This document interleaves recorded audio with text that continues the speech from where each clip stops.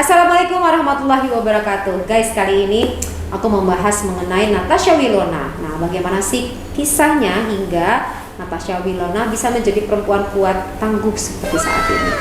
Untuk menjadi seorang yang tangguh dan kuat itu perlu tempaan, perlu dilatih, perlu dikikis, perlu diasah kanan dan kiri. Kenapa? Karena tidak mudah untuk melalui proses jadi berkilau seperti saat ini. Tentu ada sebuah proses yang maha dahsyat yang dilalui oleh seorang Natasha Wilona.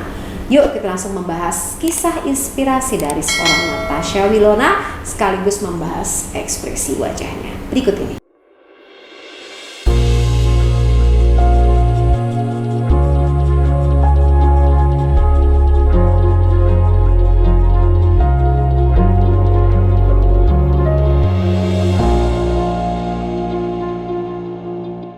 Oke, saya mengambil dari kontennya Ngobrol Asik ya di sini dari konten YouTube-nya belak-belakan tentang mantan Natasha Wilona curhat tentang Vero. Nah, kita ngambilnya tapi bukan membahas mengenai Vero, kita ngambil adalah bagaimana asahan atau tempaan yang dilalui oleh seorang Natasha Wilona. Berikut ini. Aku ada artikel yang bilang Wilona dulu pernah hidup di gubuk, pernah hidup susah. Itu benar. Nah, ada pertanyaan, dulu tuh Wilona pernah hidup susah di gubuk. Apakah itu benar?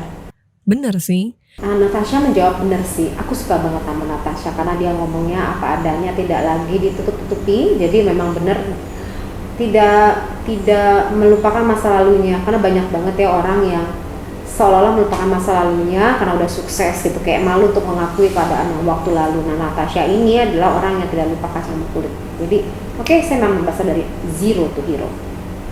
Dia mengatakan dengan polos dan langsung straight to the point. Itu menggambarkan bahwa orangnya itu memang belak-belakan. Karena emang aku kan bukan dari keluarga yang well enough. Aku juga bukan berasal dari keluarga yang well enough. Itu sempat berkedip matanya, menggambarkan kecemasan di waktu lalu. Iya. Terus awal-awal maksudnya merintis juga aku bukan orang yang maksudnya bukan anak artis, bukan anak orang kaya. Nah, aku juga bukan anak artis, bukan anak orang kaya. Pas lagi ngejelasinnya dengan ekspresi wajah yang serius tapi tersenyum.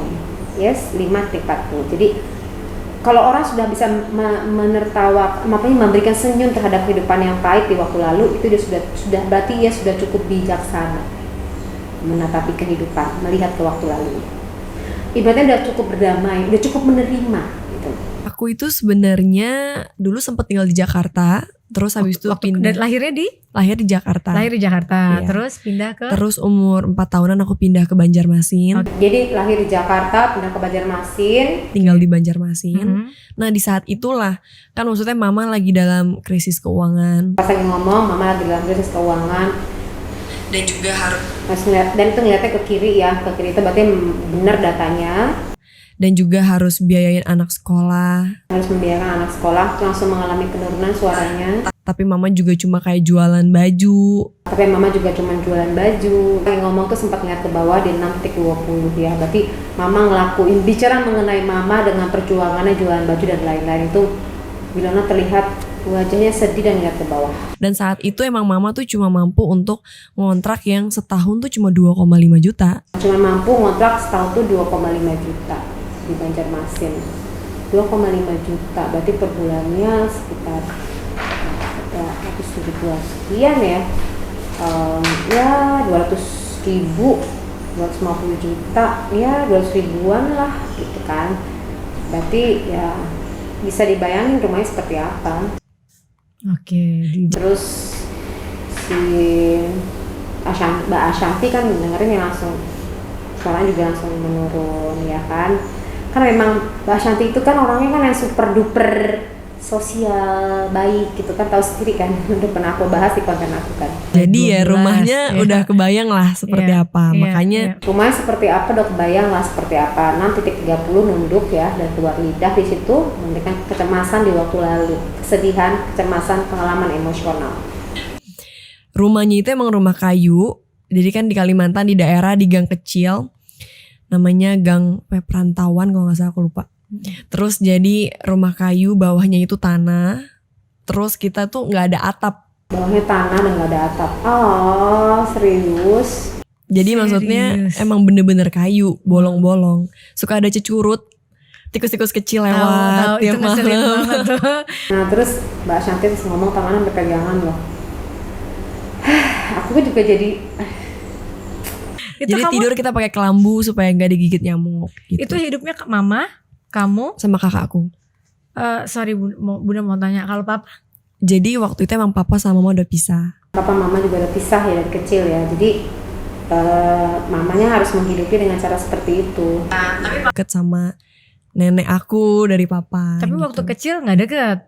Waktu kecil aku di Banjarmasin, mereka di Jakarta. Oh karena berpisah. Iya, mungkin keputusan orang tua Iyalah, kan gitu. Nah pas lagi ngomong keputusan orang tua ya, tangannya open. Jadi sebenarnya pada saat yang Winona juga menceritakan bahwa ia dekat dengan keluarga dari papanya. Jadi itu artinya sebenarnya ia cukup dekat dengan papanya. Cuma tadi keputusan orang tua pas lagi ngomong tangannya terbuka seperti itu, sebagai anaknya nggak ngerti, ya udah jalanin aja. Padahal sebenarnya sekarang ini pun juga dia tidak ada hard feeling dan dan kayak life must go on gitu kan. Jadi artinya nggak ada kesan dan masalah.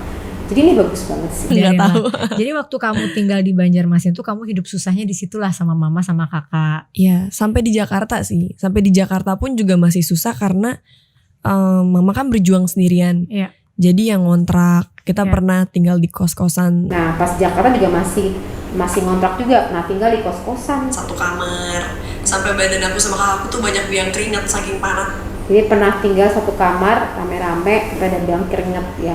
Satu kamar. Sampai badan aku sama kakakku tuh banyak biang keringat saking panasnya itu kos-kosan. Ini indahnya dikeluarkan ini. Berarti menggambarkan kecemasan pada saat panas banget ya karena nggak ada kipas angin, nggak ada AC. Jadi ya udah kayak Kenapa gitu. memutuskan berangkat ke Jakarta?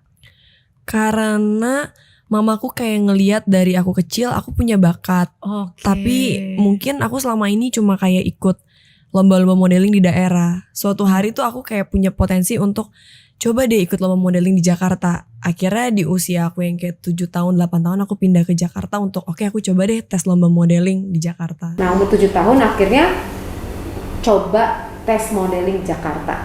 7 tahun loh. Biar biasa ya. Untungnya menang. Barulah akhirnya punya jalan untuk yaudah yuk coba casting iklan. Kebetulan jurinya itu yang kayak nawarin. Oke, dari situlah awal karir kamu mulai di umur 10 tahun itu. 8 tahun setengah. 8 tahun setengah. Tapi menarik buat Bunda karena tidak semua orang berani untuk menceritakan kehidupannya dia. Nah Mbak Santi bener nih, tidak semua orang berani untuk menceritakan kehidupannya dia. Nah ini Natasha adalah anak yang baik, orang yang baik, yang berani menceritakannya, tidak menutupi dan memang apa adanya. Tapi kan kadang kalau kita syuting terus, tuh actingnya gini kan jadi down ya?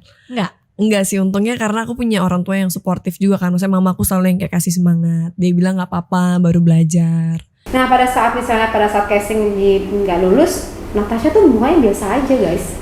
Nggak yang namanya sebel, kesel dan segala macam. Enggak, dia justru langsung ngomong gini, berarti aku harus memperbaiki diriku sendiri dong. Karena berarti kalau penilaian nggak baik, berarti aku harus melatih, mengasah diriku untuk jadi lebih baik. Ini anak itu bagus ya kepribadiannya. Harus lebih pede, lebih yakin. Karena tadi yang orang tuanya mensupport untuk ayo belajar lebih pede, lebih yakin lagi. Jadi aku pelan-pelan kayak punya kepercayaan diri dan lebih tenang. Ya aku pelan-pelan akhirnya belajar untuk Punya kepercayaan diri dan lebih untuk punya kepercayaan diri dan lebih keren nih didikan mamanya nih. oh iya oke, proses-proses Terus meyakinin dan proses-proses dewasa ya. gitu. Kamu tuh deket banget berarti sama mama ya? Deket banget. Pas lagi ngomong kamu tuh deket banget sama mama, deket banget. Langsung jawab deket banget ngomong. Berarti mama tuh mungkin salah satu support system terbaik dalam hidup kamu. Support system terbaik dalam hidup kamu kata Mbak Ashanti. Iya sih, dia meyakini langsung jawab. Iya sih. Kayaknya kalau maksudnya tanpa usaha dan niat mama untuk membawa aku ke entertain, mungkin aku nggak akan jadi artis deh. Karena mamanya yang mengarahkan untuk berada di posisi saat ini untuk jadi artis. Kalau dalam percintaan, Oke. aku tahu kamu tuh dulu kayaknya kalau sama anaknya sahabatku juga, Mbak Vena iya. tuh kayak deket gitu. Kayak aku Iya. ngeliatnya nih kayaknya udah mau nikah gitu. Waduh. Ya, berapa tahun sih pacarannya? Pacarnya cuma setahun. Deketnya? Jadi deketnya 1,5 tahun. Dia kata deketnya 1,5 tahun, pacarnya setahun. Pas lagi ngomong deketnya 1,5 tahun, tawa bahagia 13-18. Jadi begitu mengingat Feral, Milo langsung senyum, ekspresi bahagia. Deket 1,5 tahun pacaran setahun. Iya. Berarti 2,5 tahun. Iya totalnya lah. Kenapa deketnya 1,5 tahun nggak pacaran? Karena aku orangnya emang agak susah buat pacaran. Jadi kalau sampai pacaran tuh emang prosesnya agak lama biasa. Oh, kamu harus kenal dia dulu. Iya. Atau harus gimana Kenal, dulu? terus aku harus bener-bener ngelihat konsistensi orang. Selain kenal, dia juga harus melihat konsistensi orang, kegigihan, never give up. Aku orangnya soalnya lumayan bisa hidup sendiri juga. Dan pas lagi ngomong, aku juga orangnya lumayan bisa hidup sendiri juga. Jadi nggak tergantung sama cowok untuk ada apa enggak, ya udah aku bisa kok gitu. Jadi ya itu dibutuhkan cowok-cowok yang kuat ya untuk bisa meraih perempuan-perempuan tangguh. Aku sih ketawa, ya Allah, luar biasa nih. Jadi aku nggak gitu pusing mau ada atau enggak. Aku nggak gitu pusing mau ada apa enggak, is okay. Jadi saat aku bener-bener yakin baru aku akan officialin. Kalau enggak ya enggak dulu gitu. Tapi dulu kamu cinta dong sama Feral. Iya dong. Tapi dulu kamu cinta dong sama Vero? Iya dong, pas lagi ngomong ketawa lagi. Oh, bahagia loh. Kamu tuh tipe orang yang kepengen nikah muda gak sih? Belum kepikiran sih. Berarti enggak ya? Maksudnya nikah ya Kayaknya kalau nanti dapat jodohnya aja gitu. Iya, dan kalau udah siapnya juga gitu. Nah, tanyain lagi, kamu nikah muda nggak sih? Enggak sih. Kalau udah siap mental nih, kalau misalnya dari Maya Wildo nih orangnya siap mental. Tapi kan Feral baik kan? Baik. Saya ngomong Vero baik kan? Baik. Ngomong sampai 2 kali penekanan. Berarti beneran Vero itu baik, satu tangguh, satu baik. Oh, luar biasa. Terus kamu putus kenapa? Terus kamu putus kenapa? Ketawa sambil ngomong, tidak langsung dijawab, terus bingung. Bingung ya, kayak masih sama-sama muda waktu itu deh, ego masing-masing. Anak sama-sama muda masih ego masing-masing. Tapi sekarang kayaknya kan katanya kamu lagi deket-deket lagi nih sama dia, bener gak sih? Sebenarnya bukan deket-deket lagi, tapi kan sebenarnya kita putusnya udah lumayan lama. Ya. Tapi selama ini kan mungkin aku lagi sibuk syuting sinetron. Jadi saat misalnya kayak kita catch up atau apa, kita nggak posting di social media misalnya. Dan di saat aku udah break syuting, aku juga udah selesai syuting series, itu kita akhirnya memutuskan buat yuk kita collab YouTube bareng. Toh juga kita walaupun udah putus tetap sahabatan. Nah, pada saat putus mereka masih tetap sahabatan. Penjelasannya walaupun makanya merem 4-15-00. Gak sanggup melihat kenyataan yang ada kalau menjadi sahabat. Ayo lo. Dia tetap nge-support aku banget. Walaupun mensupport banget, pada saat ngomong tentang mensupport, itu wajahnya serius lagi. Tapi kan fansnya kalian berharap pasti kalian tuh balikan lagi gitu. Kamu Iya ada sih. gak sih kepikiran kayak masih sayang gitu? Kamu ada gak sih kepikiran masih sayang menunda, melihat ke arah kiri, informasinya benar? Gimana ya mempertimbangkan 15.26? Kayaknya aku cukup bersyukur kita menjadi sahabat deh saat ini. Kayaknya aku cukup bersyukur kita menjadi sahabat deh. Nutup mata 15.30. Tapi sebenarnya Feral ini adalah tipe idamannya Wilona nggak?